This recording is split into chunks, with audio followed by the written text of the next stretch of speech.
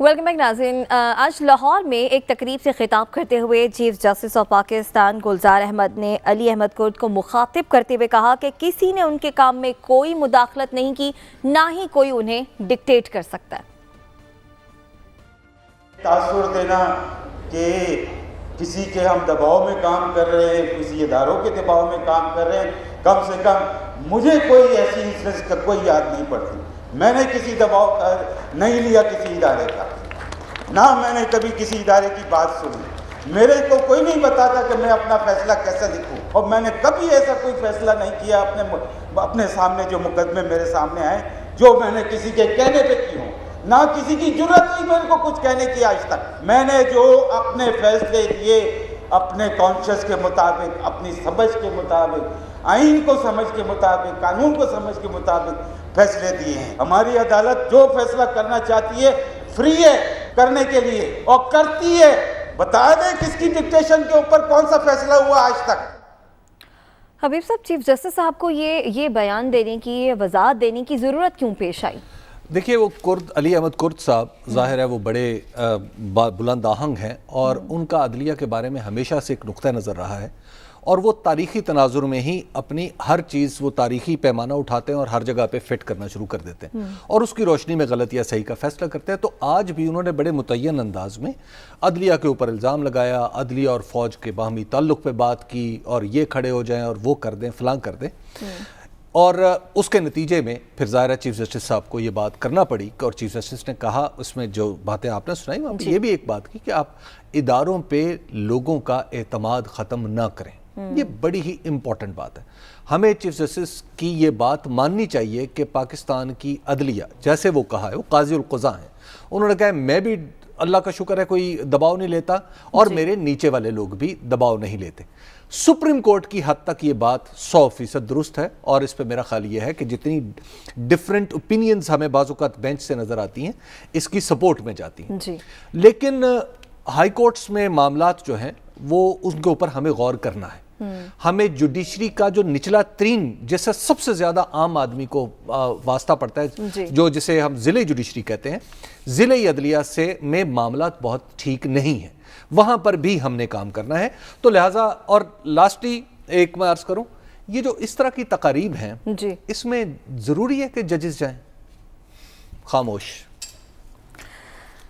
जी साहब साहब, आप क्या समझते हैं, चीफ जस्टिस साहब को ये बयान देने की ज़रूरत इसलिए पेश आई कि अली अहमद कुर्द साहब की जानिब से जो वो इल्ज़ामात लगाए गए या उनकी जानिब से जो बातें कही गई, ज़रूरी था ये बयान देना? देखिए, हमारी एक मैं बसद एहतराम की गुजारिश करूँ, हमारी एक, मुझे कम अज़ कम लगा है कि पिछले चंद सालों में, पिछले 5-6 सालों के अंदर ख़ास तौर पे एक रिवायत बनती चली जा रही है कि चीफ जस्टिस साहब, जो भी हाजिर वक्त चीफ जस्टिस हों, हमने इसी तरह की तकरीर आसिफ सईद खोसा साहब के से सुनी, उनकी रिटायरमेंट से कुछ अरसा कबल। इसी तरह की हम तकारीर साकिब निसार साहब से सुनते रहे, उनके ख़ास तौर पे जो आखिरी 6 महीने का पीरियड था।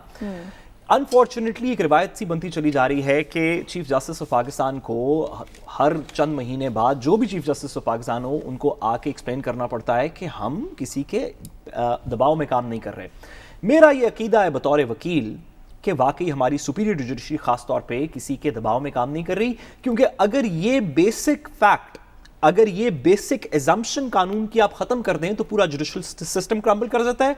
ना सिर्फ कि पूरा जुडिशल सिस्टम क्रम्बल कर जाता है, आपकी तमाम जमहूरियत के जो गारंटीज हैं, जो फंडामेंटल राइट्स की गारंटीज हैं, जो जुडिशरी के थ्रू या अदलिया के थ्रू इन्फोर्स होती हैं, वो तमाम सिस्टम क्रम्बल कर जाता है अगर आप ये एजम्पशन उसके अंदर ना बिल्ड इन करें कि वाकई जुडिशरी इंडिपेंडेंट है। हमारे आईन पाकिस्तान के अंदर जुडिशरी स्टेट का हिस्सा भी नहीं, आर्टिकल 7 में स्टेट की डेफिनेशन है, उसमें जुडिशरी इंक्लूडेड नहीं है। जुडिशरी स्टेट के ऊपर चेक है, जिस वजह से ये assumption है कानून की कि स्टेट उसको दबाव में नहीं ला सकती, कोई शख्स नहीं ला सकता। लेकिन चीफ जस्टिस साहब से गुजारिश ये है बसद एहतराम कि हम मीडिया में वकला हजरात, बाकी लोग, कोई भी अगर बात ना करे तो जो जुडिशरी पे पिछले 2-3 साल में सबसे सीरियस एलिगेशंस हैं वो जुडिशरी के अपने मेंबरान ने लगाई हैं। अब हमने राना शमीम साहब का एफिडेविट देखा, वो किसी ने बाहर से नहीं बात की, जुडिशरी में आपके अपने मेंबरान ने लगाई।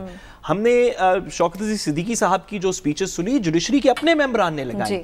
ہم نے سپریم کورٹ کے اندر جو پروسیڈنگ سنی جس کے اندر قاضی فائزہ صاحب والی پروسیڈنگز بھی ہیں, دیگر بھی ہیں, اس میں جوڈیشری کے اپنے چند ممبران نے اس طرح کی باتیں کی جو کہ جوڈیشری کے اوپر سوالیہ نشان اٹھاتی ہے. تو چیف جسٹس صاحب سے گزارش ہے, باقی جج صاحبان سے بھی گزارش ہے کہ بات بالکل درست ہے. ہم بطور وکیل بھی, بطور میڈیا بھی, بطور عوام بھی اپنی جوڈیشری کے ہر فیصلے کے ساتھ کھڑے ہیں, لیکن کیا کریں جب جوڈیشری کے اپنے آفیسرز, ماضی کے آفیسرز, پریزنٹ آفیسرز جوڈیشری پہ سوال اٹھائیں تو کیا ہم آنکھیں بند کر لیں؟ ناظرین, ای وی ایم مشین پر حکومت نے قانون تو پاس کروا لیا ہے. حکومت بڑی پر امید ہے, اسے لگتا ہے کہ ای وی ایم سے اگر انتخابات ہوں گے تو پھر دھاندلی کی کوئی گنجائش نہیں بنے گی, لیکن اپوزیشن اس پر اعتراض کر رہی ہے اور اسے لگتا ہے کہ جناب ای وی ایم کے تھرو حکومت جو ہے وہ دھاندلی کرنا چاہتی ہے. حکومت یہ جواز لے کر سامنے آتی ہے کہ دنیا کے بہت سے ممالک میں ای وی ایم کا بڑا کامیاب تجربہ جا رہا ہے, لیکن اپوزیشن اس پر کہتی ہے کہ جناب یہ تو چند ایک ممالک میں ای وی ایم استعمال ہو رہی ہے, لہٰذا انہیں یہاں حکومت پر شک ہے کہ اگر وہ استعمال کرے گی تو حکومت کوئی دھاندلی کر سکتی ہے. بہرحال وہ دنیا کے کون کون سے ممالک ہیں جہاں پر ای وی ایم استعمال ہو رہی ہے, جہاں نہیں ہو رہی, وہاں کیوں نہیں ہو رہی, یہ وجوہات جاننے کے لیے ہم رخ کریں گے مختلف ممالک کا. یو کے بھی ہم جائیں گے, وہاں سے بھی جانیں گے. پھر یورپ اور امریکہ میں ای وی ایم کا استعمال ہو رہا ہے, یہاں اس کا استعمال کیسا ہے, یہاں پر تو کوئی اعتراضات سامنے نہیں آتے, یہ بھی ہم جانیں گے. تو سب سے پہلے ہم بیلجیم کا رخ کرتے ہیں, وہاں پر ہمارے ساتھ Pervaiz Iqbal Lohosar, chairman E U Pak friendship federation ہمارے ساتھ موجود ہیں. پرویز اقبال صاحب, سب سے پہلے تو یہ بتائیے گا کہ یورپ میں ای وی ایم کا استعمال کب سے ہو رہا ہے, کیسے ہوتا ہے, اور یہ بھی بتائیے گا کہ یہاں پر تو کوئی اعتراض اب تک سامنے نہیں ہے. بسم اللہ الرحمن الرحیم. سب سے پہلے تو آپ کا شکریہ, کیونکہ میں ابھی بیلجیم جو کہ یورپین پارلیمنٹ کا کیپٹل ہے برسل, وہاں سے آپ سے بات کر رہا ہوں.